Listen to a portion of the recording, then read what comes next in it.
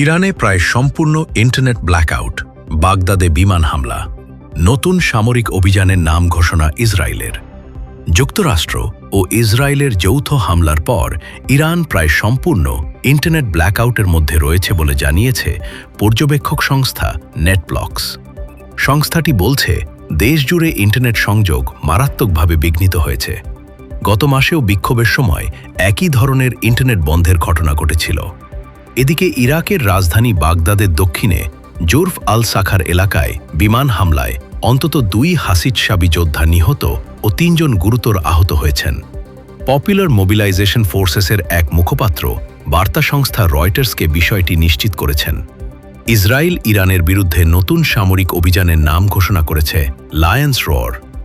দেশটির প্রধানমন্ত্রী Benjamin Netanyahu নিজেই এ নাম চূড়ান্ত করেছেন বলে সরকারি সূত্রে জানা গেছে। শনিবার ভোরে ইরানে আকস্মিক হামলা চালায় যুক্তরাষ্ট্র ও ইসরায়েল। ইরানের বার্তা সংস্থা ফার্স্ট নিউজ এজেন্সি জানায়, তেহরানের ইউনিভার্সিটি স্ট্রিট ও জমহুরি এলাকায় একাধিক ক্ষেপণাস্ত্র আঘাত হানে।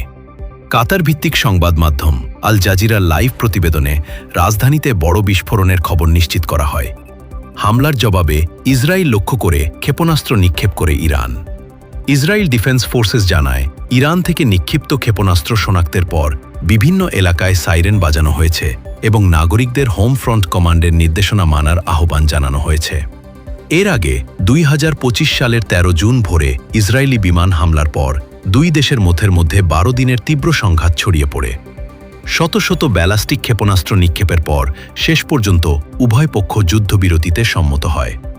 তবে সাম্প্রতিক হামলা ও পাল্টা হামলায় মধ্যপ্রাচ্যে আবারও চরম উত্তেজনা বিরাজ করছে।